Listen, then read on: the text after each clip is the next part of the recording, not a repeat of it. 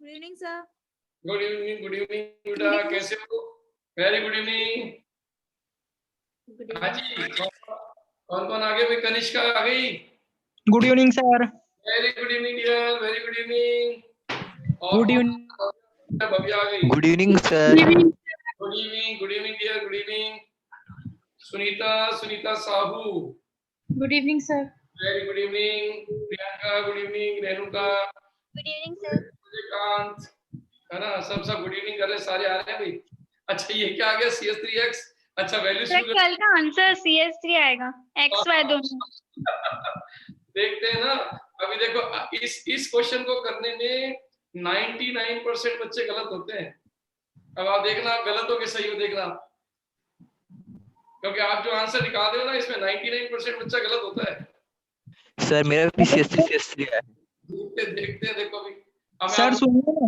हाँ, यही तो कहूँगा कि कैसे आपका आंसर में क्या चेंज आएगा। देखो, अभी तो आपने जो सर, निकाला ये देखो। Hello sir. X और Y दोनों CS3 निकाले सबने। हाँ हेलो सर। हाँ, दोनों सबने। भव्या ने भी Y CS3 निकाला है, और ये प्रियंका ने निकाला है X और Y CS3। सही है ना? सर न्यूमान प्रक्षेपण में कौन से वाले कार्बन को फ्रंट लेना है?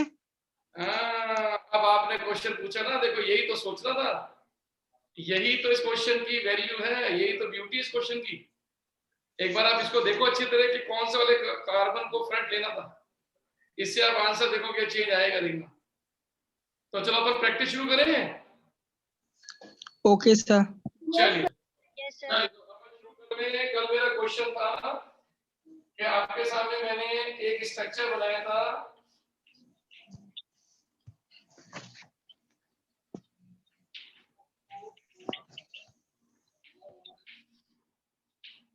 ये यही था क्वेश्चन अपना। और आपके सामने ये एग्जांपल किसका था? इस एग्जांपल का था 2,2 डाइमिथाइल ब्यूटेन। इस एग्जांपल का ये स्ट्रक्चर एग्जामिनर ने दिया था, और आपसे पूछा था आप X और Y के मान दो। अब देखो, यहाँ आपको अपना दिमाग को कैसे खोलना है, सोचो। अब सबसे पहले दिमाग लगाओ, इस स्ट्रक्चर को देख के आइडिया लगाओ, क्या आपको फ्रंट और रियर, अग्र और पश्च दोनों कार्बन दिखाई दे रहे हैं क्या? Yes sir. हाँ, तो देखो ये वाला कार्बन तो है फ्रंट, और ये वाला कार्बन है बैक या रियर। तो इस स्ट्रक्चर को गौर से देखो तो ये रियर है, सही है कि नहीं?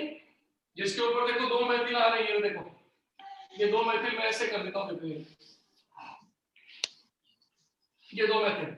अब अपने प्रेजेंस ऑफ माइंड को सोचो कि अगर ये बैक कार्बन है तो ये कितने कार्बन का बैक है। तो दिमाग लगाओ, ये इधर से देखोगे तो ये फ्रंट और ये बैक होगा। अगर आप यहां से देखोगे तो ये फ्रंट और ये बैक होगा। अगर आप यहां से देखते हो तो ये फ्रंट और ये बैक होगा। अगर हम यहां से देखते हो तो ये फ्रंट और ये बैक होगा। तो सोचो, इसका मतलब इसके कितने फ्रंट हो गए? 4। लेकिन ये तीन एक जैसे हैं, इसलिए आप इसको कोई एक को ले लो, तो इसका मतलब आप इसको छोड़ दीजिए, इसको छोड़ दीजिए, ये अकेला मान लो इसको। तो सोचो, इसका मतलब हमारे पास फ्रंट 2 हो गए। इसका मतलब इसका आंसर 1 नहीं है, इसके आंसर भी 2 है। आप देखो, शुरू करते हैं कैसे। आपने जो आंसर बनाया, आपने इसको फ्रंट लिया, सपोज करो F1 को, तो यहां से देखना शुरू करो, अगर इसको फ्रंट मानते हैं तो चेक करो, इसके पास 2 तो H है और 1 CS3 है। तो ये रहे 2 H और ये आपका X वैल्यू CS3। सही है? अब आ जाओ इसके रियर कार्बन बैक कार्बन पे। रियर, इस रियर के ऊपर 1 2 3 मिथाइल है। 2 तो मैंने दिखा दिए, तो Y की वैल्यू क्या हो गई? मिथाइल। और आप सबने ये वाला आंसर दिया, यस और नो? Yes yes sir.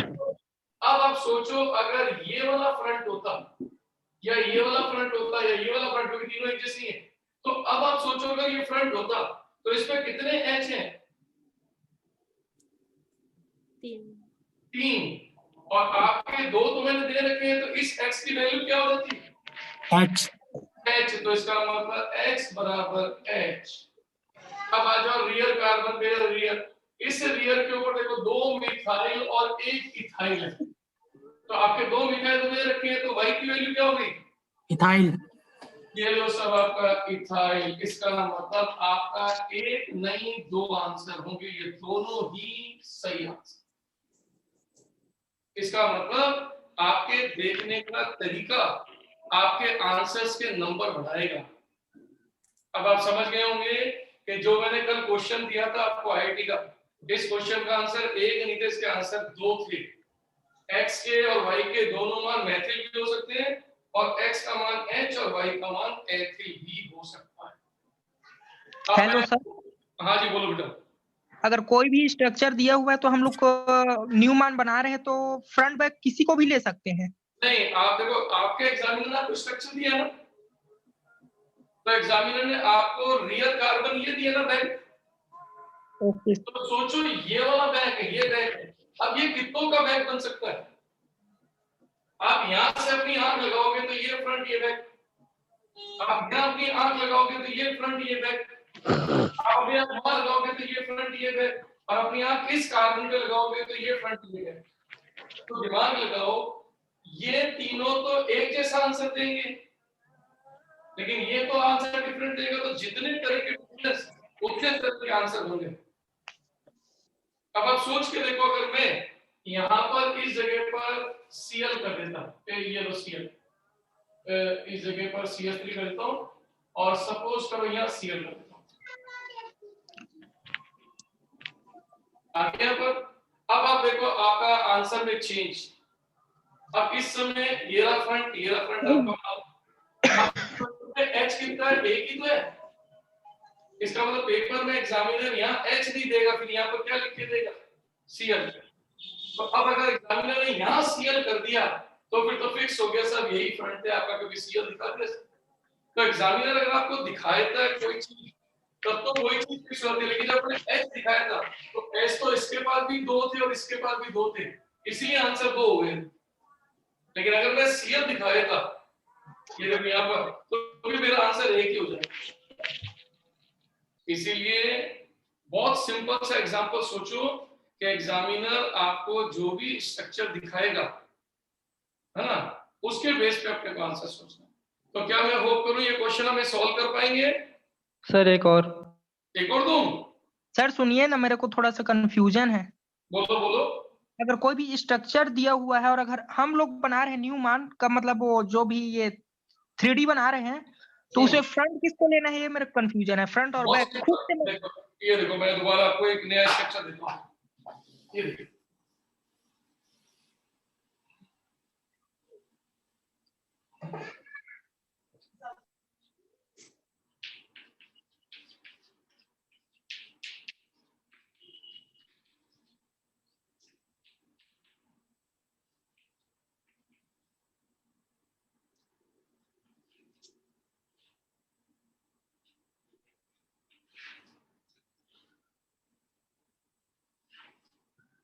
अब देखो जैसे मैंने ये स्ट्रक्चर दे दिया, अब आपसे कहा जाए इसके स्ट्रक्चर बनाओ, लेकिन किसको रियर मानो। अब आप देखो जिसको आप रियर मानोगे उस पे ये 2 मैथिल आपके फिक्स है, यस और नो। तो देखो मैं ये मैंने यहाँ पर लिया CH3, ये लिया मैंने यहाँ पर CH3, ये, और अब मैंने यहाँ पर क्या कर दिया, इस जगह पर ये कर दिया मैंने H, और यहाँ कर दिया सपोज करो मैंने Cl। Sir CH3।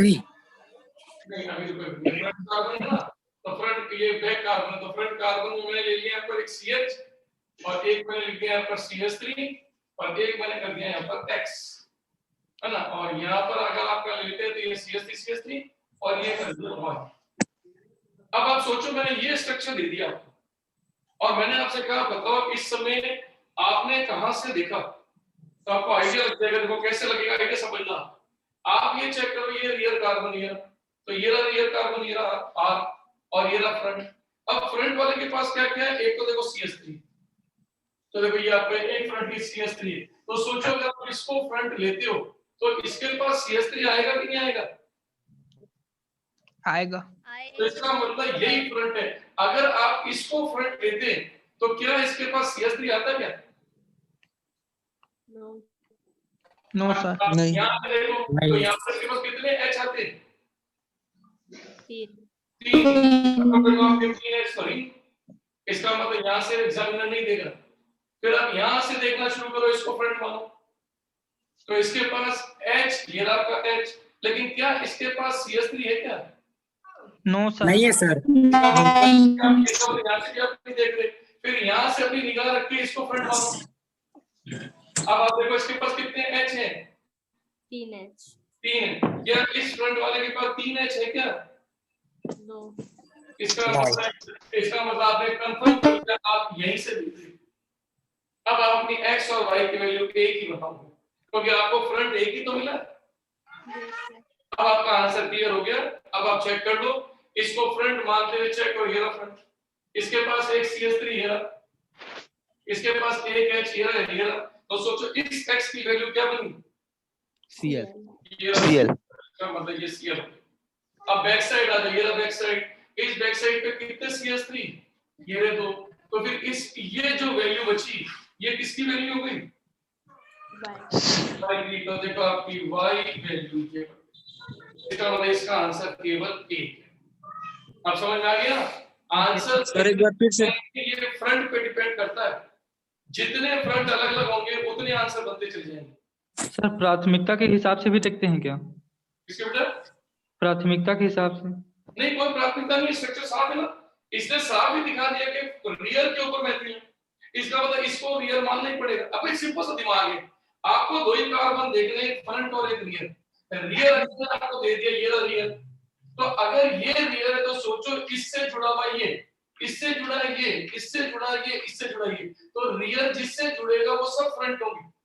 पर हमें देखने हैं वो फ्रंट है कितने।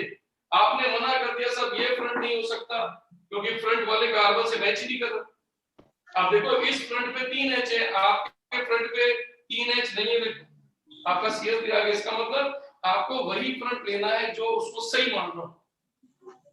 पकड़ में आ गई बात? अब जैसे मैंने जो एग्जांपल दिया था वो एग्जांपल ये था, ये देखो ये एग्जांपल था।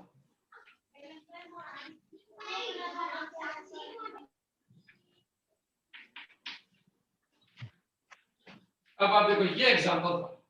अब इस एग्जांपल में देखो साफ दिख रहा है फ्रंट वाले के पास 2H तो हैं, लेकिन रियर वाले या बैक साइड वाले के पास कितने मिथाइल हैं? 2। तो इसका मतलब ये रियर जरूर बनेगा, क्योंकि इसके पास 2 मिथाइल। तो सोचो ये रियर वाला जो कार्बन है ये रहा। अब इस कार्बन में अगर मैं आंख अपनी इस पे लगाऊं तो ये फ्रंट बन जाएगा। देखो इसके पास 2H है कि नहीं? देखो ये 2H, ये 2H। अगर मैं इसको फ्रंट मानूं, यहां से अपनी आंख लगाऊं, तो इसके पास 3H, इसमें 2 तो दिख रहे, तो एक वैल्यू पकड़ लीजिए।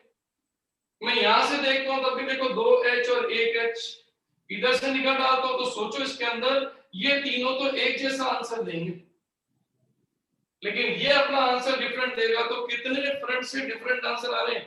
तो जितने फ्रंट से डिफरेंट आंसर आ रहे हैं उतने तरह के आंसर हमें ढूंढने पड़ेंगे। जैसे यहाँ 2 आंसर दिखेंगे, जबकि यहाँ देखो एक ही आंसर। तो अब थोड़ा सोचने का तरीका समझ में आ गया? जी सर। चलो सर, तो इस पॉइंट को खत्म सर करो साउंड एंड विद बेटा। सर साउंड में बहुत ही प्रॉब्लम हो रहा है सर, साउंड से में बहुत ही प्रॉब्लम प्रॉब्लम्स है। हो रहे हैं। बेटा बाकी सबके तो सही आ रहा है, हमारे साथ में स्टूडेंट और बैठे हुए यहाँ पर ऑफलाइन भी, वो कह रहे हैं बिल्कुल सही आ रहा है बेटा। आप चेक करो बेटा एक बार। अच्छा, एक बच्चे ने कहा है सर एक बार डैश वेज बता दो।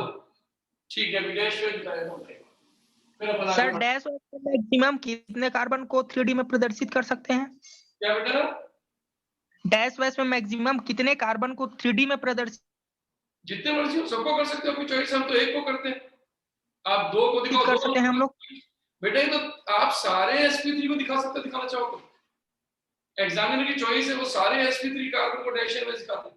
पर आपको अपने दिमाग में रखना है कि हर कार्बन के पास 2 संयोजकता, 2 वैलेंसी पेपर के प्लेन पे होती है, एक आपकी तरफ होती है और एक बैक साइड होती है। हर sp3 को आप ऐसा दिखा सकते हो। आगे अब जैसे मेरे पास सपोज करो कंपाउंड है CHCl Br और I। अब देखो मेरे पास ये एग्जांपल, अब इसमें कार्बन ये वाला sp3, अब मैं इसको उठा के अंतरिक्ष में ले आता हूं, तो जब मैं अंतरिक्ष में लाऊंगा तो देखो इस कार्बन को मैं ऐसे दिखा सकता हूं, मैं इसको ऐसे भी दिखा सकता हूं, मेरी मर्जी इसको दिखा सकता हूं, लेकिन मेरे को दो एक ही तल पे रखने हैं, पेपर के तल पर यानी बोर्ड के तल पर, एक बोर्ड के तल से आगे और एक बोर्ड के तल से पीछे। अब आप देखो इस कार्बन पर Cl Br I और आपका H है, तो देखो मैंने कहीं भी H लगा दिया, कहीं भी आपका Br लगा दिया, कहीं भी Cl और कहीं भी I।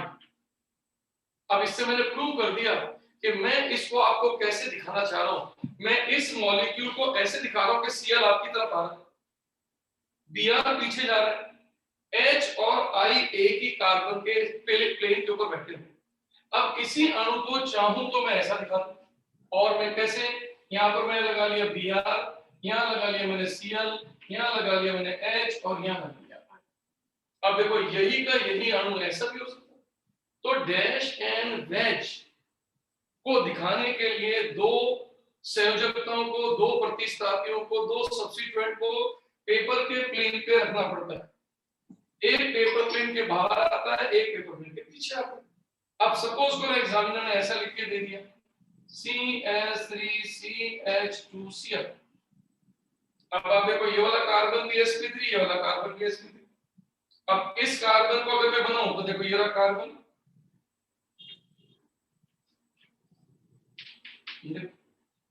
इस वाले कार्बन को बनाऊं तो ये रहा कार्बन। अब आप देखो इस कार्बन पे दो H और एक Cl, ये रहे दो H और एक Cl, इनकी जगह बदल सकता हूं, चॉइस आपकी है। अब इस वाले कार्बन का जो तीनों के तीनों H, ये रहा, बस खत्म हो गया, दो आगे बन सकता। अब बोले मेरी बात समझ में आ गई?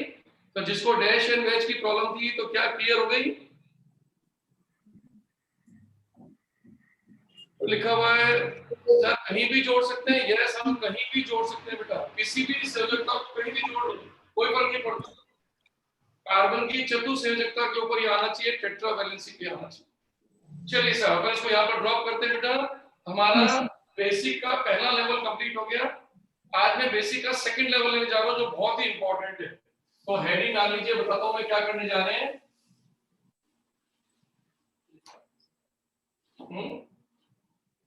क्यों?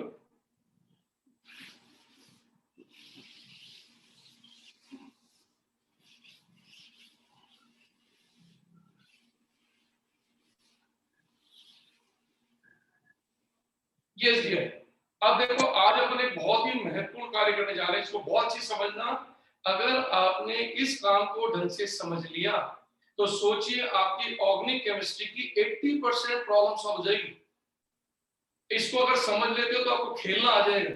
फिर आप अपने आंसर को जो 2-2, 2.5 मिनट में निकालते हो वो 1-1, 2-2 सेकंड में बाहर आ जाएंगे। ये वो पॉइंट है जो मैं डिस्कस करने जा रहा हूँ, बहुत इंपॉर्टेंट। और इस इंपॉर्टेंट का नाम है रेडिकल, या जिसे हिंदी में बोलते हैं मूलक। देखो ये है आपका रेडिकल यानी कि मूलक। अब मूलक शब्द हम क्यों लेते हैं, पहले शब्द को समझ लो। मूलक शब्द का अर्थ होता है एक क्रियाशील या सक्रिय जाति, that is a reactive species. लेकिन ये सक्रिय जाति बनती कैसे? तो बहुत ही सिंपल सा कंसेप्ट है। यदि आज के बाद किसी हाइड्रोकार्बन से, हाइड्रोकार्बन आप जानते हो बेटा, संतृप्त, असंतृप्त, एरोमेटिक, नॉन एरोमेटिक सब आ सकते हैं, जिनमें कार्बन और हाइड्रोजन बने होते हैं। क्यों? इसका मतलब आपने पढ़ा हुआ है एल्केन, एल्कीन, एल्काइन, बेंजीन, पढ़ा हुआ है ना। तो किसी भी हाइड्रोकार्बन से अगर हम एक H या एक से ज्यादा H निकाल दें तो सोचो वो एक सक्रिय जाति बन जाएगी, क्योंकि उसकी संयोजकता कम हो जाएगी। और वो जो संयोजकता कम होगी वो एक मुक्त संयोजकता या लाइन के रूप में दिखेगी। बस उसको हम नाम देते हैं मूलक। बच्चे ने क्या पूछा है? सर 100 हॉर्स में 3D 60 एंगल से बदलते हैं या कोई भी एंगल नहीं बेटा, 60 डिग्री। कारण क्योंकि अगर आप कोई और डिग्री बदलोगे तो वो संरचना आपको अनंत मिलेगी। एक बच्चे ने क्वेश्चन किया है कि सर 100 हॉर्स के अंदर हम 60 डिग्री क्यों लेते हैं? इसका रीजन है बेटा, क्योंकि संरचनाएं बनती है अनंत, इनफाइनाइट। हम 60 डिग्री पर वो संरचनाएं बनाते हैं जो चरम होती हैं, जो एक्सट्रीम होती हैं। इसीलिए हमेशा हम 60 डिग्री का कोण देते हैं। ये जब संरूपण में आपको कराऊंगा समावेगता में, तब ये बात डिस्कस करूंगा, वो टाइम वहां आएगा बेटा। विद्यार्थी अपने को एंगल केवल 60 लेकर ही चलना है। चलिए मैं अपने वापस पॉइंट पे आ जाऊं। तो रेडिकल की परिभाषा क्या हो गई? पहले इंग्लिश में बोलता हूं, फिर हिंदी में बोलूंगा।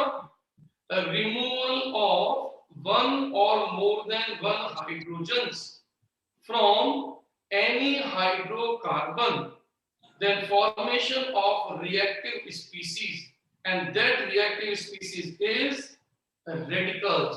यानी किसी भी हाइड्रोकार्बन से यदि हम एक या एक से ज्यादा H निष्कासित करें तो बनने वाली सक्रिय जाति मूलक है। अब जैसे मैं अपनी बात को यहां समझाता हूं, देखो कैसे। मान लीजिए RH, इस समय ये है आपका हाइड्रोकार्बन। हाँ जी बेटा, वीडियो नहीं दिख रहा है सर। वीडियो नहीं आ रहा। राहुल वीडियो नहीं आ रहा बेटा। देखो एक बार चेक करो बेटा, नेटवर्क की प्रॉब्लम तो नहीं है, एक बार चेक करो, क्योंकि यहाँ बाकी सबको वीडियो दिख रहा है। Sir video Yes, sir. तो दिख रहे हैं मगर साउंड क्लियर नहीं आ रहा है। साउंड क्लियर नहीं आ रहा है। क्या साउंड सबको क्लियर आ रहा है या नहीं, या केवल इस बच्ची को दिक्कत आ रही है? क्लियर क्लियर क्लियर है सर। ये आपका मोबाइल या लैपटॉप की टेक्निकल प्रॉब्लम थोड़ा चेक करें बेटा। बच्चे का लिखा हुआ आ रहा है, ये श्रेया ने लिखा हुआ है कि दोनों चीजें क्लियर है। बाकी जब बच्चे भी बोल रहे हैं दोनों क्लियर हैं, तो बेटा एक बार अपना पर्सनली वीडियो, अपना पर्सनल गैजेट चेक कर लें, है ना। यस सर, क्लियर है sound and video both. Yes dear, मैं अपनी बात को वापस आता हूं, समझना बेटा ना। किसी भी हाइड्रोकार्बन, अब हाइड्रोकार्बन कौन हो सकता है? हाइड्रोकार्बन होता है एल्केन, हाइड्रोकार्बन हो सकता है एल्कीन, हाइड्रोकार्बन हो सकता है एल्काइन, हाइड्रोकार्बन हो सकता है बेंजीन। आपके जितने भी कार्बन और हाइड्रोजन से बने हुए यौगिक हैं वो सब यहाँ पर हो सकते हैं। ये RH, तो R का मान आप मर्जी है जो रखना, लेकिन H होना चाहिए उसके कार्बन के पास। अब यदि मैं इस H को निष्कासित कर दूं, एब्स्ट्रैक्ट कर दूं, रिमूव कर दूं, यहां से हटा दूं, तो सोचो R के पास केवल एक फ्री वैलेंसी रह जाएगी। ये देखिए, ये रह गई एक मुक्त संयोजकता, और इस मुक्त संयोजकता युक्त संरचना का नाम है मूलक। ये कहलाता है रेडिकल। सबसे पहले तो आप अपना उद्देश्य चेक कर लीजिए। हमारा उद्देश्य है, हमारा ऑब्जेक्ट है, व्हाट इज रेडिकल। रेडिकल क्या है? Radical is a reactive species of hydrocarbon which is obtained by removal of one or more than one H from hydrocarbon species, and then that reactive species is a radical। तो किसी भी hydrocarbon से यदि आप H को निष्कासित करते हो तो वो मूलक बन गया। तो परिभाषा क्लियर। अब मैं एक एग्जांपल से इस बात को प्रूव करता हूं। देखो कैसे। मान लीजिए आपने लिया मीथेन। अब इस मीथेन से आप ये मान लो एक H निकाल दिया, तो अगर आप एक H निकालते हो तो आपकी संरचना में 3 H के साथ ये मुक्त संयोजन, देखो ये बन गया मूलक, जबकि ये हाइड्रोकार्बन है। इसको बोलेंगे हाइड्रोकार्बन, इसको बोलेंगे हाइड्रोकार्बन का मूलक या रेडिकल। अभी हम इसको आगे भी चला सकते हैं। अगर मैं इसमें से एक H और निकाल दूं तो देखो ये एक H और कम हो गया, लेकिन मुक्त संयोजकता कितनी होगी? 2। तो देखो इसको भी मूलक बोलते हैं। तो मूलक का मतलब ये नहीं कि हम एक ही निकालें, हम एक से ज्यादा H भी निकाल सकते हैं। अब देखो मैं इसमें से एक H पे निकालूं, तो अगर मैं एक H, तो कितनी मुक्त संयोजकता आ जाएगी? 3। इसका मतलब इसको लिखने का तरीका होगा ये CH3। तो अब आप सोचो, हमने यहाँ पर दो बातें एक साथ कर दी, हमने परिभाषा भी बता दी और इसका वर्गीकरण भी कर दिया। कैसे? अगर आप केवल एक ही H निकालते हो तो बनने वाला मूलक को हम बोलते हैं एकल संयोजी, इंग्लिश में बोलते हैं मोनोवैलेंट। इसका नाम हो जाएगा MVR, यानी मींस मोनोवैलेंट रेडिकल। तो सोचो इसमें कितने H निकाले गए? तो इसके जनक, इसके पेरेंट को देखो तो 2H का हो गया। इसका नाम होगा द्विसंयोजी। इसको इंग्लिश में बोलेंगे बाईवैलेंट रेडिकल। ये मोनोवैलेंट रेडिकल, ये बाईवैलेंट रेडिकल। अब सोच के बताओ इसका नाम क्या है? त्रिसंयोजी। इसको बोलेंगे त्रिसंयोजी। ये हो गया आपका ट्राईवैलेंट। अब आप देखो इसको बोलते हैं TBR।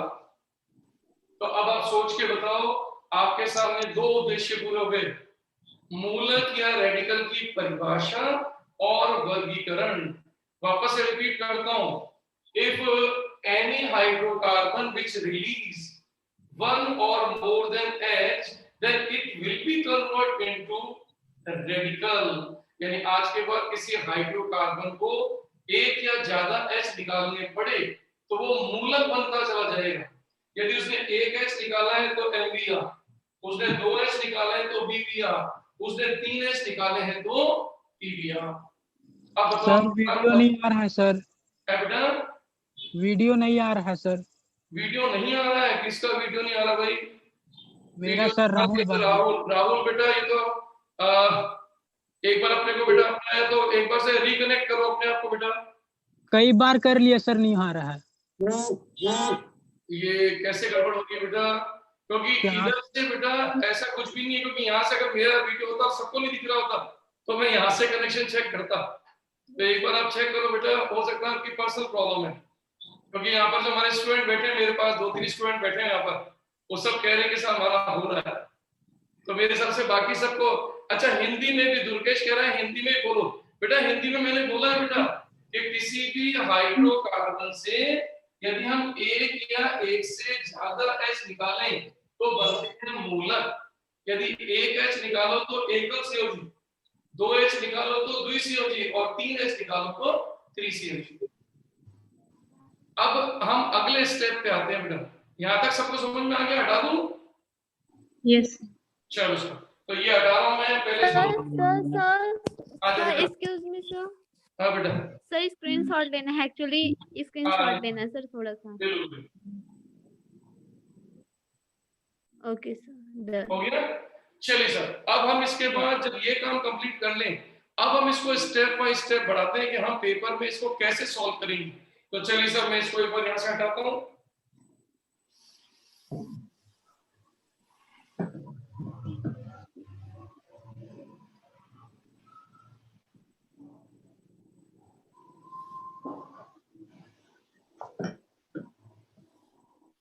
यस, और अब अपनी हेडिंग डाल लीजिए।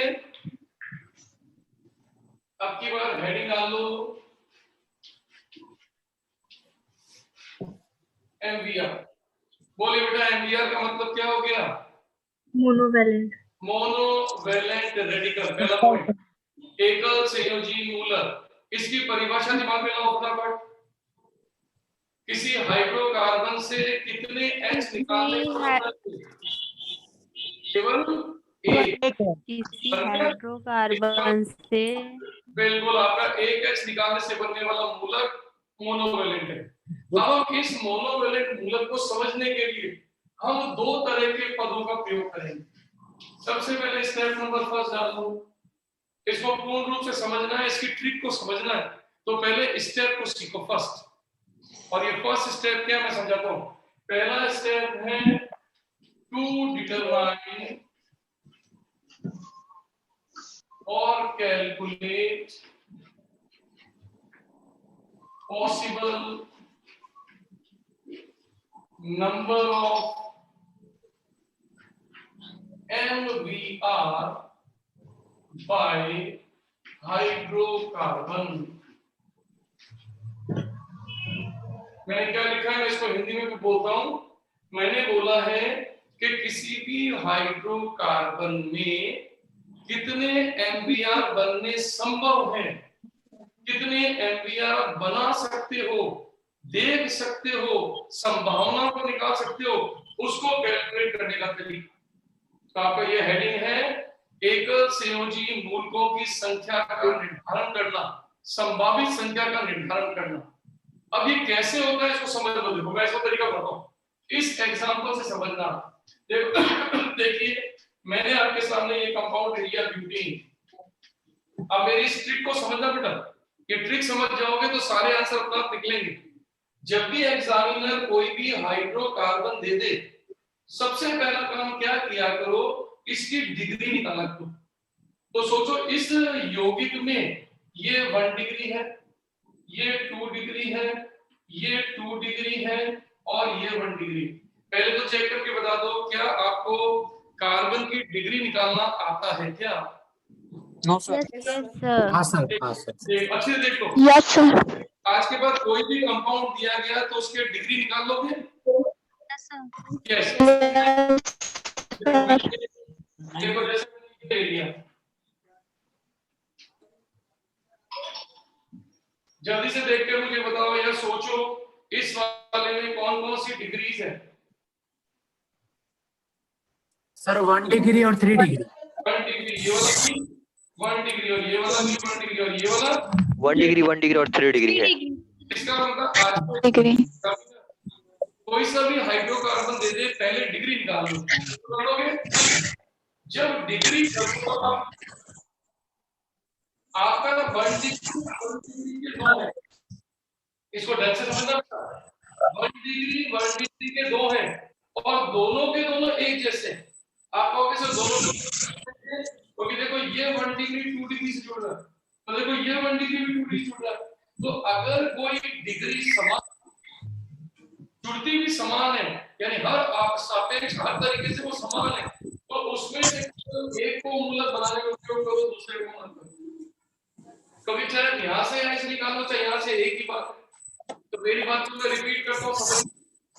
यदि आज के बाद कोई डिग्री समान हो, उसका समान हो, तो ध्यान रखना चाहे उसकी संख्या 2 हो, 3 हो, 4 हो, आपको मूलक केवल एक से ही बनाना है। जैसे यहाँ पर 1 डिग्री 2 है, लेकिन लिया केवल एक ही है। अब जैसे यही बात मैं यहाँ करता हूँ, देखो आप यहाँ 1 डिग्री कितने हैं? 3।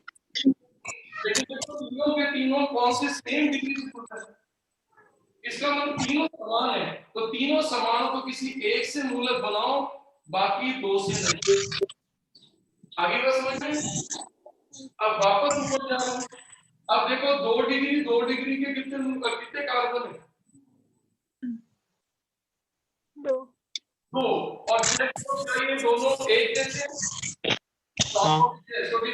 Yes sir. प्लीज अपना माइक बंद कर दीजिए, बहुत एक्स्ट्रा आवाज आ बेटा, हाँ बेटा, बाकी जगह थोड़ा म्यूट कर रही है क्योंकि आवाज गूंज रही है। तो आप आवाज को बंद रखते माइक को, जब मैं पूछूं तो लिखकर जवाब दे दिया करो बेटा। बोल लेंगे हो सकते हैं बाकी, ठीक है? हाँ बिल्कुल यार, सही में माइक बंद कर दो। हाँ यस डियर।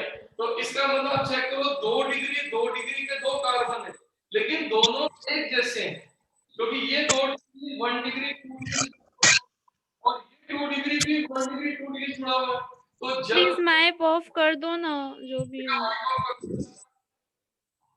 हाँ बेटा माइक ऑफ कर दो। हाँ शाबाश, यस, क्योंकि बोलना नहीं चाहिए। मैं बोल रहा हूँ, आप तो लिख के मुझे आंसर दे दो, मैं देखूंगा। तो अब दोनों 2 डिग्री एक जैसी हैं, तो इनमें से कोई एक मूलक बनाएगी, दूसरा नहीं, क्योंकि चाहे यहां से h निकालो चाहे यहां से एक ही बात बन जाएगी, इसलिए इसके कुल एमवीआर की संख्या हो जाएगी 2। तो देखो ऐसे संख्या निकालने का ट्रिक है।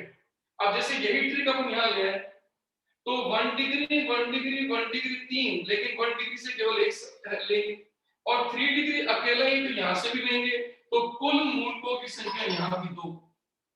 तो मेरी बात को मैं रिपीट कर रहा हूँ, वापस समझना। किसी भी हाइड्रोकार्बन में सबसे पहले डिग्री बना लिया करो अपने दिमाग में, और समान डिग्री होने पर चाहे उनकी संख्या कितनी भी हो, लिया केवल एक ही जाए। अब आपको मैं फिर एग्जांपल देता हूं, समझना। CH3 CHCS3 CH2CS3। अब की बार आप इस एग्जांपल को ढंग से देखो, जल्दबाजी मत करना। सोचो इसमें 1 डिग्री के जो कार्बन है वो ये वाला 1 डिग्री है, ये 1 डिग्री है, ये 1 डिग्री है, ये 2 डिग्री है और ये 3 डिग्री। तो शुरुआत करते हैं, पहले 1 डिग्री के कितने वो चेक कर लो। तो देखो 1 डिग्री के कार्बन तो 3 है, लेकिन सिर्फ ये 2 समान है, क्योंकि दोनों पे दोनों का जुड़ाव एक जैसा है। तो ये जो दोनों समान है, इनमें से केवल एक मूलक बनाएगा, एक नहीं बनाएगा। अगर आप इसको लेते हो तो इसको छोड़ देना, इसको लेते हो तो इसको छोड़ देना, तो इसका मतलब इन दोनों में से कोई एक। लेकिन देखो ये 1 डिग्री इन जैसा नहीं है, क्योंकि ये दोनों तो 3 डिग्री से जुड़ रहे हैं, जबकि ये 2 डिग्री जुड़ रहा है। इसका मतलब ये अकेला है, इसका मतलब ये भी मूलक बना है। इसका मतलब यहाँ पर 1 डिग्री के 2 मूलक हुए, जबकि यहाँ देखो सारे 1 डिग्री सेम थे तो एक, यहाँ सारे 1 डिग्री सेम थे तो एक, यहाँ 1 डिग्री 2 तरह के, तो आंसर में 2 जगह से 1 डिग्री से मूलक निकलेगा। अब आ जाओ 2 डिग्री अकेला तो मूलक बनेगा, यहाँ पर 3 डिग्री अकेला तो मूलक बनेगा, तो कुल मूलकों की संख्या 4। क्या बिल्कुल सही? सबने 4 निकाला है, बिल्कुल सही, समझ में आ गया इसका मतलब। तो फिर मैं आपको एक एग्जांपल दे रहा हूं, मुझे सोच के बताना। अगर मैं आपको एग्जांपल दे देता नियोपेंटेन, तो सोच के बताओ कितने एमवीआर संभव?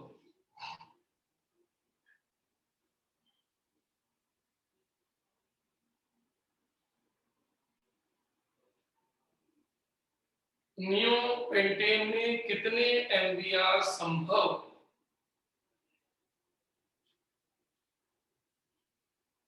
प्रिया, रागिनी, भव्या, साक्षी, जितेंद्र एंड आपका सूर्यकांत, आप सब जने वापस सोचो बेटा। आपने एक गलती कर दी है, बाकी सही है। देखो ये जो साक्षी कुमार है उसने बिल्कुल सही बनाया है, और ये देखो यहाँ पर भावेश साहू है, इसने भी बिल्कुल सही बनाया है। तो आप चेक करो आपने गलती कहाँ की, बताता हूँ मैं आपको। देखो इसमें आप टोटल 5 कार्बन है, लेकिन ये 1 डिग्री, ये 1 डिग्री, ये 1 डिग्री, ये 1 डिग्री, ये 4 डिग्री। अब आप देखो सारे 1 डिग्री एक जैसे हैं, तो आंसर ये तो केवल एक। लेकिन बेटा इसके पास तो H ही नहीं है। आपको पता है मूलक बनने के लिए H निकलना जरूरी है, तो परिभाषा कहती है H निकलेगा तभी मूलक बनेगा। इसका मतलब 4 डिग्री कभी मूलक नहीं बना सकता, इसलिए इसका केवल एक ही मूलक बनेगा। पकड़ में आ गया? वेरी गुड, शाबाश। एक एग्जांपल फिर देता हूं, एक एग्जांपल फिर देखो।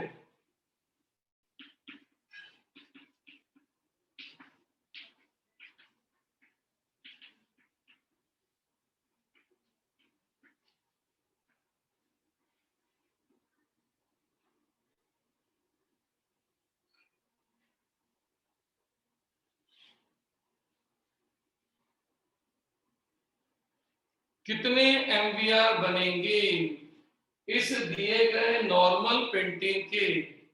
ध्यान रखना, जल्दबाजी मत करना, दिमाग का उपयोग करना, नियम रखना, क्योंकि सुरक्षा हटी दुर्घटना घटी। बिल्कुल सही, सारे आंसर बहुत ही बढ़िया आ रहे हैं। वेरी गुड, बहुत ही बढ़िया, अरे वेरी गुड, ये बच्चे बहुत होशियार है, इसका मतलब शाबाश। सबके आंसर बिल्कुल सही आ रहे हैं। 3 बिल्कुल सही आंसर निकाला। देखो 3 कैसे? सबसे पहले देखो ये 1 डिग्री, ये 1 डिग्री, ये 2 डिग्री, ये 2 डिग्री, ये 2 डिग्री।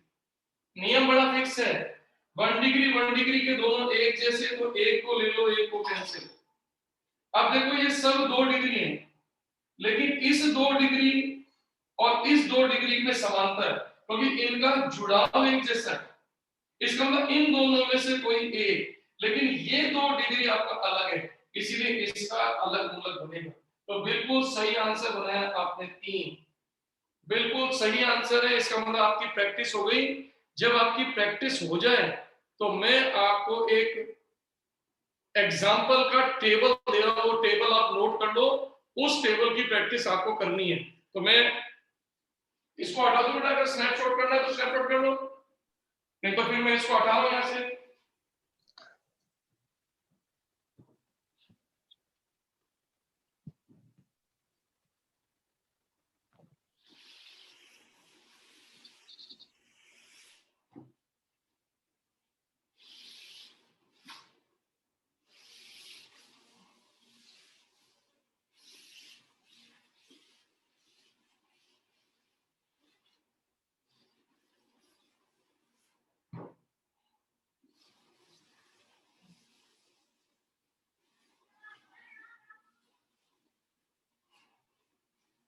यस, अब आप देखिए बेटा, इसके अंदर किसी को दिक्कत तो नहीं, बिल्कुल सही, सबको समझ में आ गया।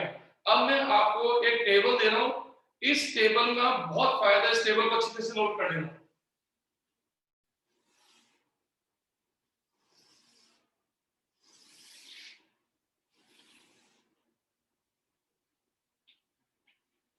ये क्रम संख्या,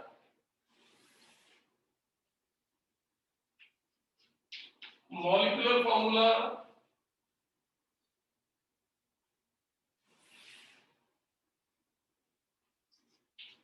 ये आपका एसएफ हो गया, स्ट्रक्चरल फॉर्मूला यानी कि संरचना सूत्र,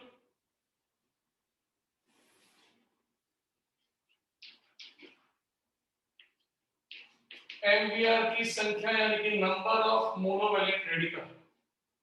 अब देखो ये टेबल कैसे भरने में समझाता हूं। देखो नंबर 1, सबसे पहले मैंने ले लिया CH4 मीथेन, और आपको ध्यान है मीथेन का स्ट्रक्चर फॉर्मूला भी सेम यही है।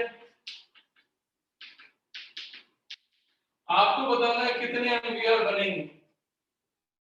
नंबर 2 मैंने लिख दिया C2H6, तो C2H6 को अपन लिखेंगे CH3 एंड CH3। आपको बताना है कितने एमवीआर बनेंगे। नंबर तीसरा है C3H8,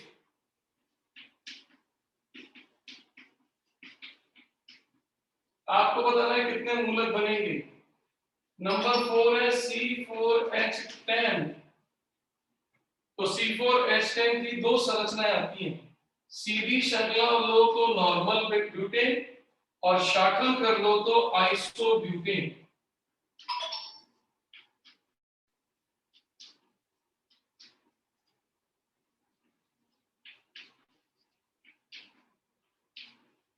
तो आपको बताना है इससे कितने बनेंगे, इससे कितने बनेंगे। और नंबर 5वां C5H12, तो इसकी 3 संरचनाएं संभव है, सीधी श्रृंखला, एक शाखित आइसो श्रृंखला, और ये आपका नियो। आपको इनसे कितने कितने मूलक बनेंगे ये आपको एक लिस्ट बनानी है। तो पहले ये टेबल पूरी करो, ये टेबल हमारे लिए बहुत इंपॉर्टेंट टेबल है।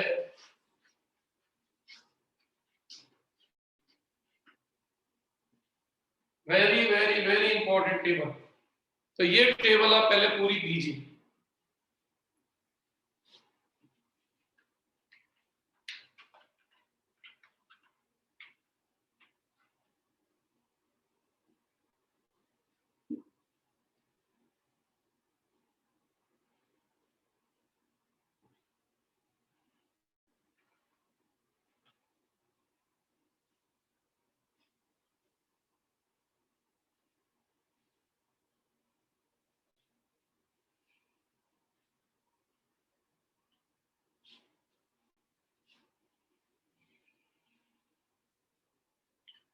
ये 0 आंसर, सुनीता 0 आंसर गलत है बेटा,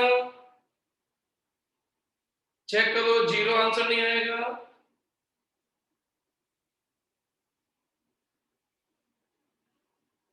क्योंकि यहाँ पर एक एच तो निकल ही सकता है ना, एम्पियर का मतलब एक एच निकाल के संख्या एक ही बनेगी, संख्या निकालनी है आपको एम्पियर की।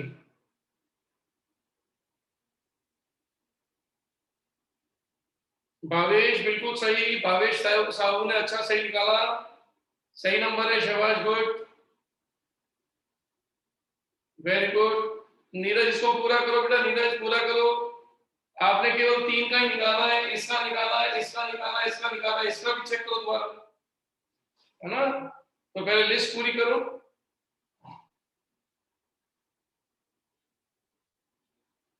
मानसी फॉर्मूला मत लिखो बेटा, नहीं तो टाइम वेस्ट होगा बेटा आपका। आप तो सीधे बता दो ये नंबर की लिस्ट बना लो कॉमा बना के। आपको अपनी प्रैक्टिस चेक करनी है कि आप किसी भी संरचना को देखकर कैसे जल्दी से बता सकते हो किसके कितने कितने मूलक बनेंगे। बिल्कुल सही, शाबाश। अर्चना ने सही निकाल दिया। अर्चना एक जगह गलती कर रहे हो, चेक कर लेना एक बार। अर्चना एक छोटी सी गलती है, चेक करो बेटा। ये बेटा इसने सूर्यकांत, आप भी थोड़ा सा गलती कर रहे हो, चेक करो एक बार। 4 मूलक बन रहे हैं, सही है, शाबाश। सुनीता ने भी सही लिया है, सूर्यकांत ने भी सही लिया है, मानसी ने भी सही लिया है, शाबाश। दीप्ति ने भी सही लिया है, कविता पूरा कर लो, आकांक्षी सही है बेटा, भव्या सही है, प्रिया सही है, वेरी गुड। ऐसे नंबर निकाल दो बस, मेरे को आइडिया लग जाएगा, शाबाश। ये कविता ने पूरा नहीं किया है, कविता वापस चेक करो बेटा एक बार। राहुल आपने भी सही निकाला है, लेकिन लिस्ट पूरी करो। आप ध्यान रखना, आपका सम टोटल 16 होना चाहिए, 16 सम टोटल। बताता हूं कैसे, देखो आप, अब आप चेक करना मेरी बात को। मीथेन से एमवीआर केवल एक, आपने देखो एक ही निकाला हो।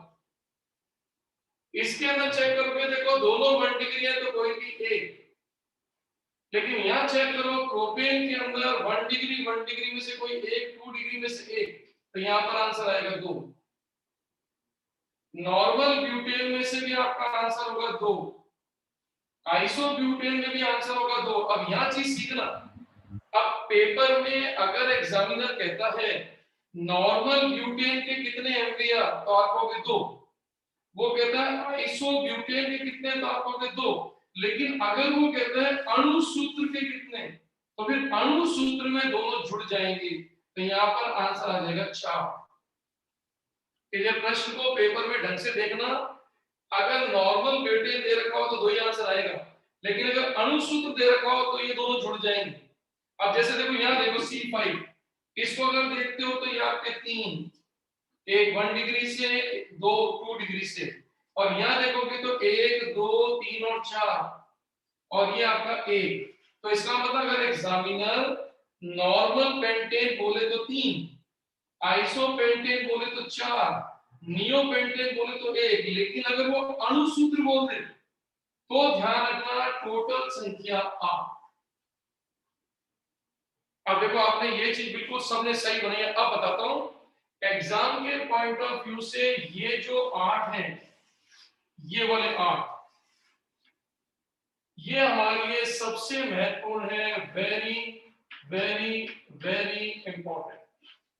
इन 8 की संख्या को तो दिमाग में रख लो, 1 से 1, 2 से 1, हेलो सर, 2 और 4 से 4, ये 8 वाली संख्या को रख लो। उसके बाद ये 8 की संख्या आपकी बाद में आएगी, लेकिन अगर टोटल संख्या देखी जाए तो चेक करके देखो आपकी संख्या होगी 16।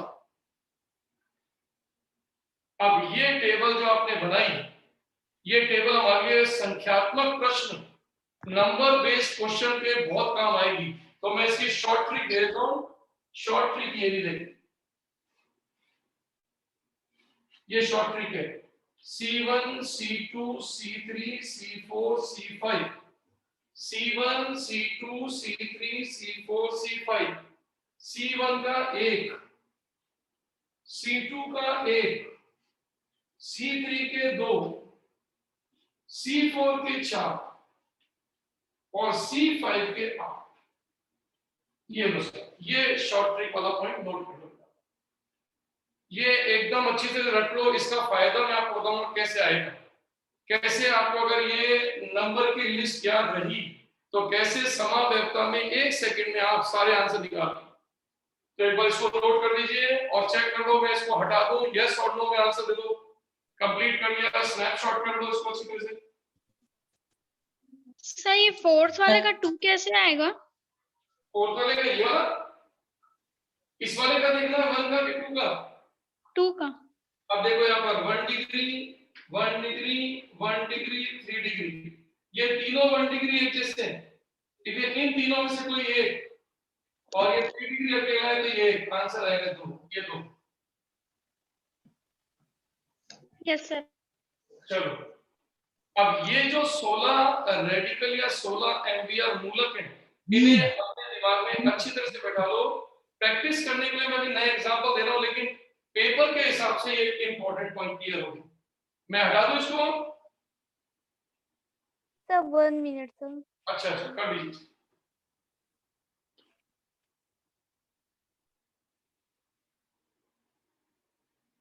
Done sir.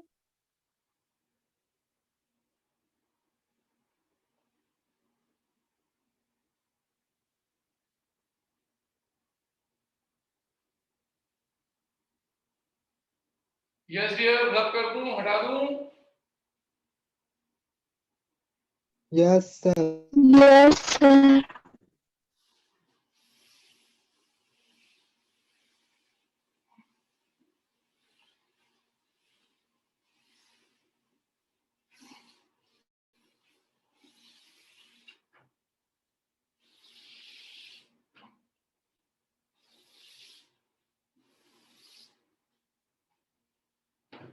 अब देखिए आपकी प्रैक्टिस।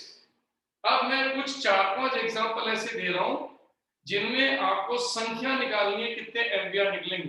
टेबल वाले तो अलग हो गए। जैसे मान लो मैंने ये आपकी प्रैक्टिस नंबर 1,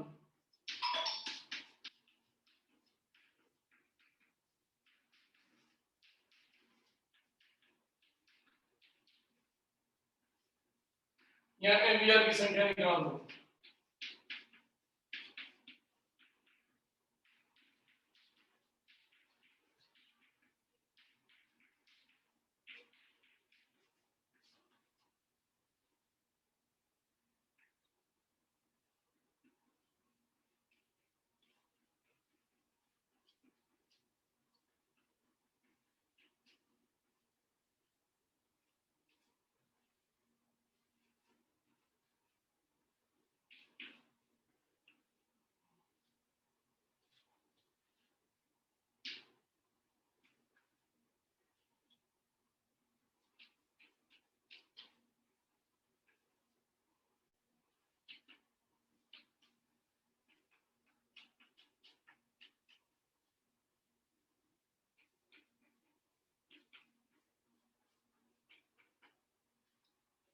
ये मैंने 6 एग्जांपल दिए हैं। आप इन 6 के आगे एमवीआर की संख्या बना दीजिए।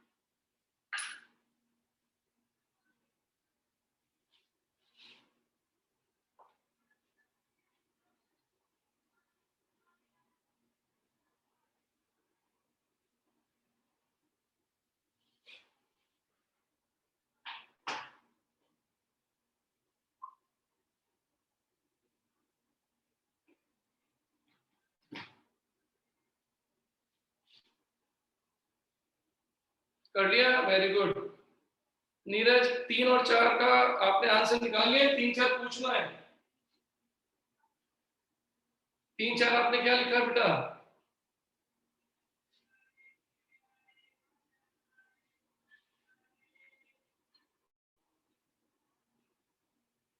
राहुल, अब आपको पिक्चर क्लियर दिख रही है? वीडियो क्लियर आ रहा है? अब राहुल को पिक्चर क्लियर दिख रही है, वीडियो? हाँ ठीक है, चलो बढ़िया, चलिए चलिए बेटा, very good very good very good.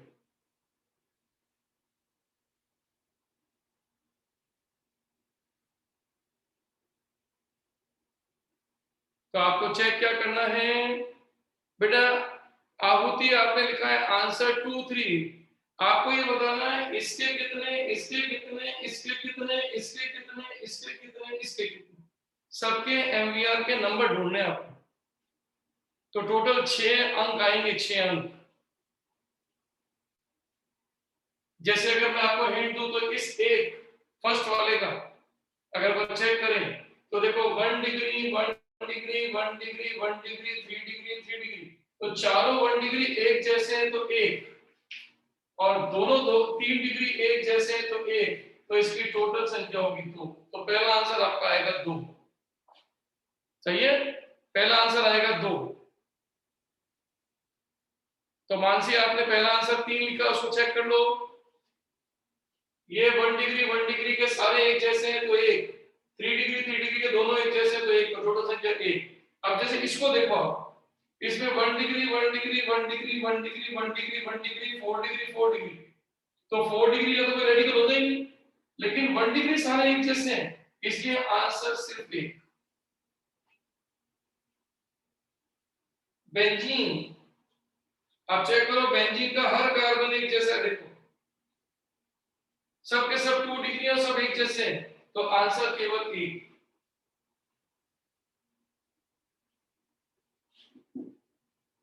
तो अगर गौर से देखो तो 1 degree 1 degree 1 degree 1 degree 3 degree 3 degree and 2 degree, तो सारे 1 डिग्री एक जैसे तो 1, 2 डिग्री अकेला है तो 1, 3 डिग्री दोनों एक जैसे हैं तो 1, तो टोटल संख्या 3। इसका आंसर आएगा 3। प्रोपीन, प्रोपीन में चेक करो 1 डिग्री 2 डिग्री 1 डिग्री, देखो 1 डिग्री 2 है लेकिन दोनों एक जैसे नहीं है। आप समझ गए होंगे ये sp2 है जबकि sp3, तो ये भी बनाएगा ये भी बनाएगा, 2 डिग्री बनाएगा, तो आंसर है 3। प्रोपाइन 1 डिग्री 2 डिग्री 1 डिग्री, लेकिन 3 डिग्री 2 डिग्री के पास h ही नहीं है तो इसको छोड़ दो। 1 डिग्री इस 1 डिग्री से अलग है इसलिए दोनों के दोनों बनाएंगे तो 2। अब आप चेक कर लो, आपकी संख्या होगी 2 1 1 3 3 2। तो चेक कर लीजिए आपको समझ में आ गया कि नहीं? सर बेंजीन वाला फिर से बताएंगे। देखो बेंजीन वाले में ये वाला कार्बन 2 डिग्री, ये वाला कार्बन भी 2 डिग्री, ये भी कार्बन 2 डिग्री, ये भी कार्बन 2 डिग्री, तो सारे कार्बन 2 डिग्री। और हम कहते हैं कोई भी डिग्री समान हो चाहे उसकी संख्या कितनी भी क्यों ना हो, आंसर केवल ये। तो सारे 2 डिग्री एक जैसे, देखो सब 2 डिग्री भी और सबका कनेक्शन भी एक जैसा है, इसलिए इनमें से आंसर केवल सर फर्स्ट, सर फिफ्थ वाला बताइए सेकंड एक बार। बताइए तो। सर फिफ्थ वाला, यस फर्स्ट और second sir. Sir first 5 second number को एक बार और बताइए। बताएंगे। 5 नंबर फिर एक बार रिपीट करता हूं, 5 नंबर। अब देखो इस 5 नंबर को गौर से देखो, 5 नंबर है CH3 CH double bond CH2, ये 1 डिग्री, ये 1 डिग्री, ये 2 डिग्री। अब देखो ये 1 डिग्री इस 1 डिग्री जैसा नहीं है, क्योंकि ये 1 डिग्री sp3 है जबकि ये 1 डिग्री sp2। तो जैसे डिग्री समान लेकिन अलग अलग हो जाए तो दोनों काउंट होंगे, तो इस समय दोनों 1 डिग्री h निकाल सकते हैं, तो ये भी मूलक बनाएगा, ये भी मूलक बनाएगा, और 2 डिग्री अकेला है तो ये भी मूलक। इतनी संख्या होगी इसकी 3। सर सेकंड वाला, सेकंड वाला देखो, इस सेकंड वाले में चेक करो, देखो आप 1 degree 1 degree 1 degree 1 degree 1 degree 1 degree 4 degree 4 degree. अब देखो ये 1 डिग्री 4 डिग्री को टच कर रहा है, ये भी 1 डिग्री 4 डिग्री, ये भी 1 डिग्री 4 डिग्री 4 डिग्री 4 डिग्री, इसमें सारे 6 के 6 1 डिग्री एक जैसे, सबके सबकी डिग्री भी समान है और सबका कनेक्शन भी समान है, सबका स्पेक्ट्रम समान है। तो कोई भी समान डिग्री वाला सारी चीजों में समान होता चला जाए तो उनमें से केवल कोई एक तो आप इन 6 में से कहीं से भी निकाल दो, एक ही गिना जाए। और हमें पता है 4 डिग्री के पास H नहीं है, तो इसका मतलब आंसर केवल E। सर चौथा बताइए। कौन सा?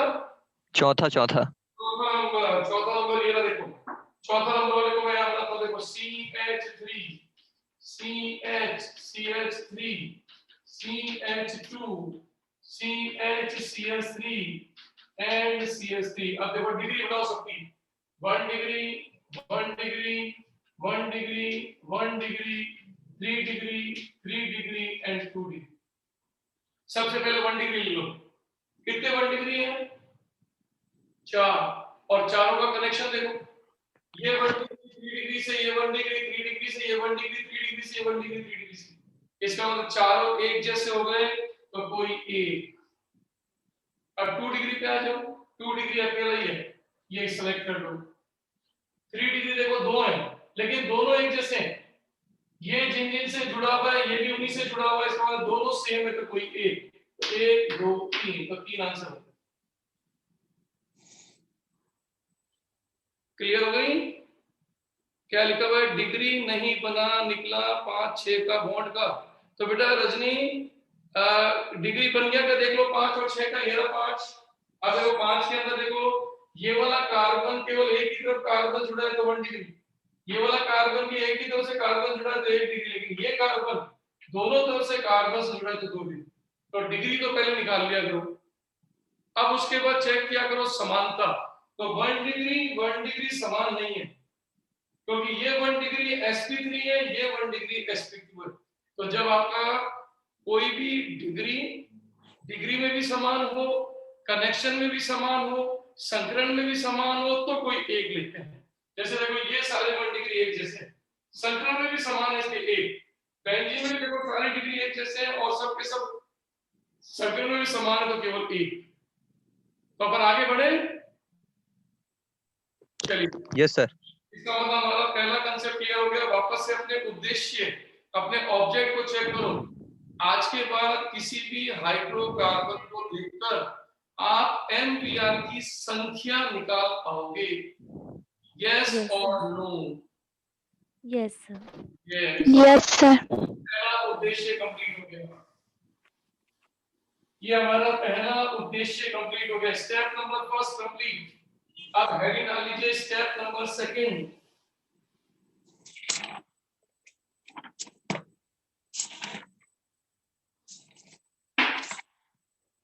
अब आ जाइए step number second. Step number second का नाम है to determine structure and name of MBR। अब हमारा उद्देश्य क्या है? एकल संयोजी की जो संख्या हमने निकाली है, अब उनकी संरचना और उसका नाम देने की प्रैक्टिस करें। और जैसे हम ये काम संपन्न कर देंगे, हमारी स्पीड बढ़ जाएगी। तो अपने उद्देश्य को चेक करो। हमारा उद्देश्य है दिए गए हाइड्रोकार्बन के कितने मूलक बनेंगे, वो तो हम करके आ गए स्टेप नंबर फर्स्ट में। अब उन मूलकों की संरचना और उनका नाम देने का तरीका सीखेंगे। अब कैसे सीखेंगे, मैं आपको पहले एक प्रैक्टिस कराऊंगा, फिर प्रैक्टिस के बाद मैं आपको इसके नियम लिखवाऊंगा, फिर आपको एक टेबल से वो क्वेश्चन पूरे करने पड़ेंगे। तो पहला स्टेप पहले मैं सिखा रहा हूं आपको। देखो जैसे मैंने आपके सामने ये लिया है नॉर्मल ब्यूटेन, आपको अच्छी तरह पता है पहले स्टेप में आप संख्या निकाल चुके हो। बताइए कितनी संख्या संभव है MBR की? शाबाश, बिल्कुल सही, बिल्कुल सही। तो आपका आंसर बिल्कुल सही है 2, क्योंकि आपने एक तो 1 डिग्री को चुना है, एक 2 डिग्री को। क्लियर? अब आपको संरचना कैसे बनानी है देखो, नाम कैसे बनाना है ये देखो। सबसे पहले संरचना यानी यहां से अगर H निकालते हो तो देखो आपका संरचना बनेगी CH3 CH2 CH2 और ये आपका एक H कम हो गया। सर आज बोलो। सर थोड़ा सा बड़ा लिखिएगा ना, थोड़ा सा बड़ा। ठीक है, मैं अगला अब नंबर सेकंड देखो। अब की बार 2 डिग्री से अगर मैं H निकालूं तो CH3 CH2 और देखो मैंने यहां से H निकाल दिया। तो आप सोचो, आपने मूलक सोचे थे 2 और हमने संरचना भी देखो 2 बना दी। समझ में आ गई संरचना? अब संरचना जब बन जाए तो नाम कैसे बनता है? तो नाम बनाने के लिए क्या करना पड़ता है? 3 पॉइंट होते हैं। पूर्व लग्न प्लस जनक का नाम प्लस इसका अनुलग्न। मैं वापस से रिपीट करता हूं, इंग्लिश में अगर बोलूं तो 3 पॉइंट पूरे करने हैं। पूर्व लग्न का मतलब होता है प्रीफिक्स यानी PR, और जनक का मतलब होता है पेरेंट, और अनुलग्न का मतलब होता है सफिक्स। तो ये 3 चीजें हम यहां देखते हैं। बताता हूं कैसे देखते हैं, समझाता हूं। इसमें कुल कार्बन है 4, तो जनक के लिए शब्द आएगा ब्यू। तो देखो इसके अंदर भी कुल कार्बन की संख्या है 4, तो जनक की जगह शब्द आएगा ब्यू। ये तो आप जानते हैं ना बेटा, 1 कार्बन के लिए मैथ, 2 कार्बन के लिए एथ, प्रोप, ब्यूट, पेन, हेफ, हेक्स, और इस तरह से आप बोलते हो। तो आपके 4 कार्बन का जनक हो गया ब्यू, और जैसे ही वो मूलक बन जाए उसका अनुलग्न बन जाता है वाह्य। तो देखो इस मूलक का नाम हो गया ब्यूटिल, यानी इंग्लिश में बोले तो ब्यूटाइल। सिर्फ प्रोनाउंसिएशन में अंतर है, आप हिंदी में इसको ब्यूटिल बोलते हो और इंग्लिश में बोल दिया जाता है ब्यूटाइल। तो देखो आपने 2 नाम बना दिए, ब्यूटाइल एंड ब्यूटाइल, लेकिन अभी पूर्ण नहीं आया। अब यहां सिखाता हूं जो नियम लिखवाऊंगा कि यदि कोई मूलक अशाखित है, यदि कोई मूलक अनब्रांच्ड है, देखो ये अनब्रांच्ड है, तो इसके आगे कोई प्रीफिक्स लगाने की जरूरत नहीं। हालांकि अगर आप 11th में होते तो मैं लिख देता नॉर्मल। नॉर्मल का मतलब होता है अशाखित, लेकिन अब आपको जरूरत नहीं है 13 में। अगर आप 13 में हो या 12th में हो तो नॉर्मल की जरूरत नहीं है। 11th वालों को सिखाने के लिए हम जरूर बोल देते हैं एंड लिख दो, लेकिन आपको जरूरत नहीं, आप लिख सकते हो सीधा ब्यूटिल। यानी आज के बाद अगर मूलक अशाखित है तो कोई पूर्ण लग्न की जरूरत नहीं। अब आ जाओ, इस मूलक को अगर गौर से देखो तो आपने 2 डिग्री से मूलक निकाला है, तो यहाँ पर आपका लग जाएगा S यानी कि सेकेंडरी। तो आप यहाँ पर S लिख सकते हो सेकेंडरी, या आप लिख सकते हो द्वितीयक, या आप लिख सकते हो 2 डिग्री। तो इस मूलक का नाम हो जाएगा सेकेंडरी ब्यूटाइल यानी कि द्वितीयक ब्यूटिल या 2 डिग्री ब्यूटिल। तो अब देखो हमारे दोनों पद पूरे हो गए। पहला पद, किसी भी हाइड्रोकार्बन को देखिए पहले संख्या, संख्या से संरचना और संरचना से नाम। सर आज बेटा सर जितने MVR होंगे उतने ही स्ट्रक्चर बनेंगे ना? बिल्कुल सही, जितने MVR उतनी ही संरचना जरूरी है। मैं अभी दूसरे एग्जांपल में ये बात बोलने वाला था जो आपने बोल दी, वेरी गुड। तो देखो जैसे मैं अगला एग्जांपल ले रहा हूं, देखिए अब की बार देखो यही काम 2 पद में वापस कर रहा हूं। अब इसके अंदर अगर गौर से देखें तो कितने MVR संभव, तो आप अगेन बोलोगे 2, एक 1 डिग्री से एक 3 डिग्री से, सही है। तो मैं यहाँ पर संरचनाएं भी 2 ही सोचूंगा। पहली संरचना होगी CH3 CH CH3 CH2 और ये डैश, जब यहाँ से H निकाल दिया और एक H में यहां से निकालूं तो CH3 CH3 ये CH3 और ये H। अब देखो संरचना बन गई, तो हमारा सेकंड पद का ये वाला काम कंप्लीट हो गया। अब नाम, तो गिनो इसमें कुल कार्बन है 4, तो जनक का नाम हो जाएगा ब्यूट। इसमें भी जनक का नाम होगा ब्यूट, यानी नियम फिक्स है। आपको मूलक का नाम देते समय 3 बातें सोचनी है, जनक, पूर्णलग्न, अनुलग्न, पेरेंट, प्रीफिक्स, सफिक्स। तो सोचो इस समय हमने पेरेंट का नाम तो लिख दिया और फ्री वैलेंसी यानी संयोजकता आते ही हम लगा देंगे वाह्य। अब बच गया पूर्णलग्न, इसी के नियम में लिखवाऊंगा, इसलिए मैं सिखा रहा हूं कि ये ऐसे पूर्ण आते हैं कि नियम बनेंगे भी। तो अब अगर मैं इसके नियम जो सिखाऊं तो इसमें लगा हुआ नियम है पूर्णलग्न का आइसो, ये मैं लिखवाऊंगा आपको। तो ये आइसो क्यों कहते हैं?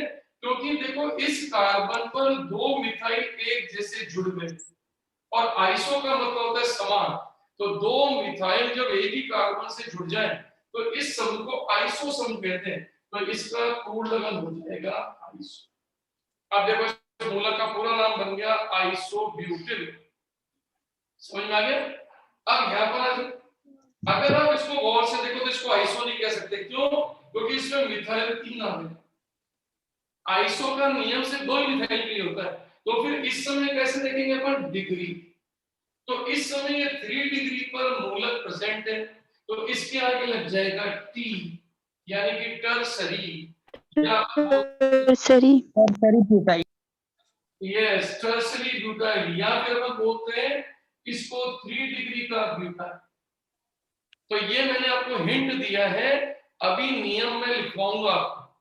मैंने आपको एक सैंपल दिया है। सैंपल क्या दिया है कि जब कभी भी अब हमारे हाथ में पिक्चर क्लियर हो गई कि आज के बाद जब भी हमें कोई एग्जामिनर कोई हाइड्रोकार्बन दे तो हमें 2 पद चलने पड़ते हैं। पहला पद संख्या, दूसरे पद में आता है संरचना और नाम।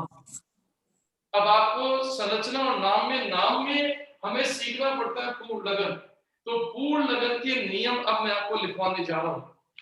सर अनुलग्न वही रहेगा क्या? क्या बेटा? अनुलग्न वही रहेगा? क्या चीज?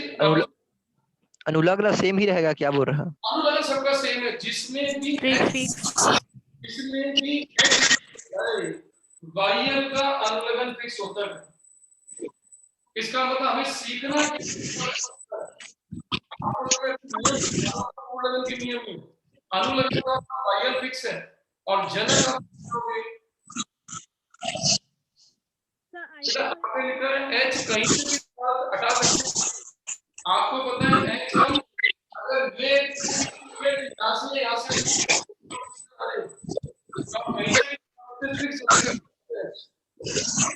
बेटा अभी नियो कहूंगा मैं आपको। अभी तो मैंने आपको मेरी बात को समझो।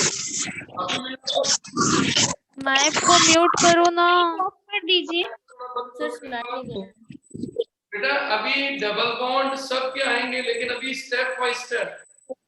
अभी मैंने आपको सामने एक सैंपल दिया है, हमें करना क्या है ये हिंट दिया है। पूर्ण लगन के भी लिस्ट बनने वाली है, उसमें नियो भी आएगा, एक्टिव भी आएगा, सब आएंगे, लेकिन अभी नहीं। अभी फिलहाल मैं जो कह रहा हूं उसको समझो। मैंने आपको सैंपल के तौर पे दिखा दिया चलना कैसे, यानी कि जब भी कोई हाइड्रोकार्बन देगा पहले एनबीआर बनाना है पहला पद, दूसरे पद में उसकी संरचना बननी है दूसरा, और हमें उसके अंदर नाम में 3 पॉइंट लिखने हैं, पूर्ण लगन, जनक और अनुलग्न। जिसमें से जनक का हिंट मैं आपको दे रहा हूं।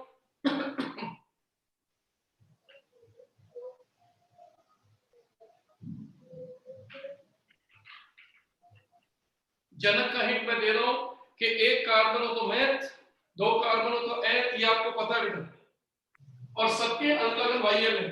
सिर्फ मैं आपको पूर्ण लगन के नियम सिखा रहा हूं। तो अगली हेडिंग डाल दीजिए।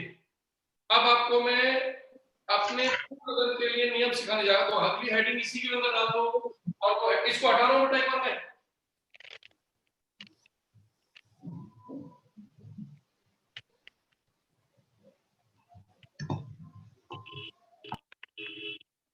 अब देखिए जो मैं आपको सिखाने जा रहा हूं, मैं सिखाने जा रहा हूं पूर्ण लग्न यानी कि प्रीफिक्स।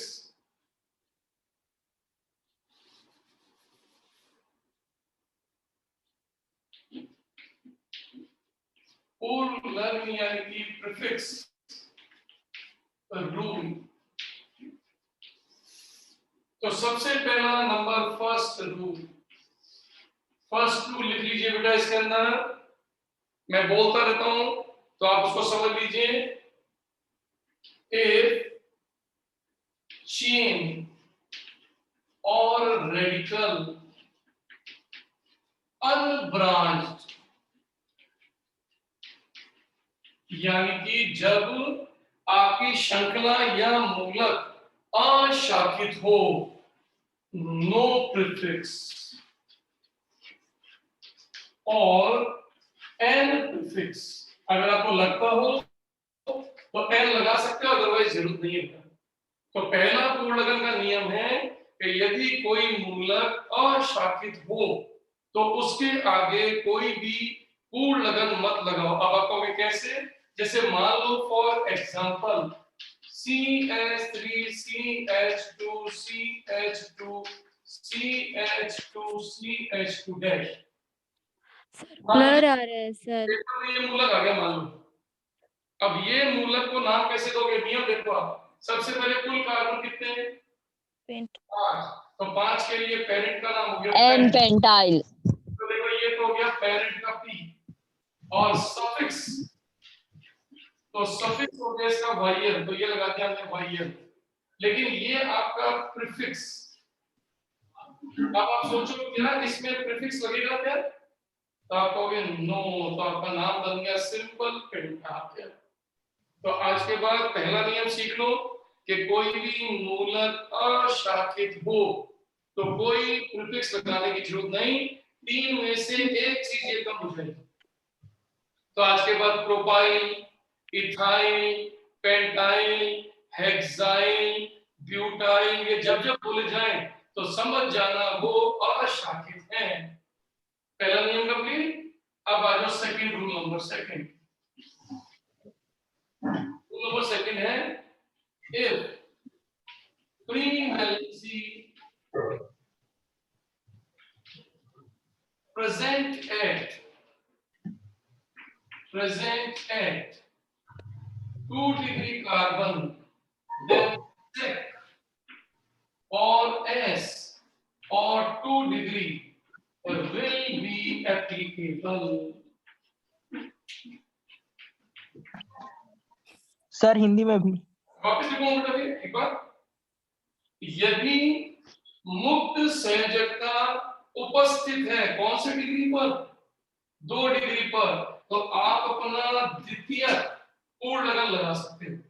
और अगर 3 डिग्री पर ये संयोजकता प्रेजेंट है तो आप अपना टी या टर्सरी का टर्ट या तृतीय या 3 डिग्री आप लगा सकते थे। मेरी बात को फिर समझने एक एग्जांपल दूंगा मैं। यदि आपने किसी मूलक की संरचना बना ली, और जब हो गया यहाँ मेरी क्लास आ गई, तो बेटा आज तो मैं यहीं पर रोकूंगा क्योंकि मेरी एक क्लास भी आ गई। तो आज अपन इतना कर ले, नेक्स्ट टर्म पे इसको बढ़ाएंगे, कल अपन डिस्कस करेंगे। आज क्या पढ़ाने में इतना मजा आने लग गया ना कि मैंने टाइम ही नहीं देखा कि कितना टाइम हो गया। Okay dears and best of luck. Sir हाँ जी बेटा, आप ऑफलाइन भी पढ़ा रहे हैं क्या अभी? मैं ऑफलाइन भी पढ़ा रहा हूँ और ऑनलाइन भी मेरे बैचेस हैं। अच्छा अच्छा मैं कोटा में हूँ बेटा, ना कोटा में हूँ। अच्छा सर, ठीक है बेटा, चलिए कोई दिक्कत नहीं, मिलते हैं बेटा अपन कल ना। Okay thank you sir. Good night. Thank you sir. Good night.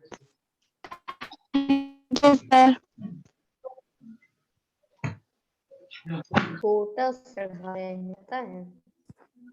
खुद बोले ऑफलाइन भी पढ़ा रहे हैं ना वहाँ कोटा के बच्चे। लॉकडाउन में भी डबल कमाई। ये भी है। ऑफलाइन चल रहा है ना, कुछ बच्चे कोटा में। हाँ भिलाई में कब स्टार्ट होगा? जनवरी नहीं होगा। जनवरी में हो सकता है। आप लोग यहाँ नहीं होने वाला। ऑफलाइन ज्वाइन करोगे आप लोग? करेंगे। हाँ ठीक है ना। आप लोग एक ग्रुप बनाओ ना, कुछ समझ में नहीं आता है कि कुछ प्रॉब्लम्स होता है तो समझ में आता है एक साथ सब क्या क्या हो रहा है। किसने बनाया ग्रुप? वो सर को बोलना पड़ेगा, जो जिस पर एडमिशन लेने गए थे तो सर बैठे रहते हैं ना, वो कर देंगे। ओ क्या? क्योंकि उनके अच्छा पास ये सबका दूसरा नंबर है ना। हाँ अच्छा हाँ आप लोग कोई मेन हो गए ना, उन लोग बॉयज में से कोई गर्ल्स कोई भी हो आप लोग बना लो फिर हो जाएगा। हाँ।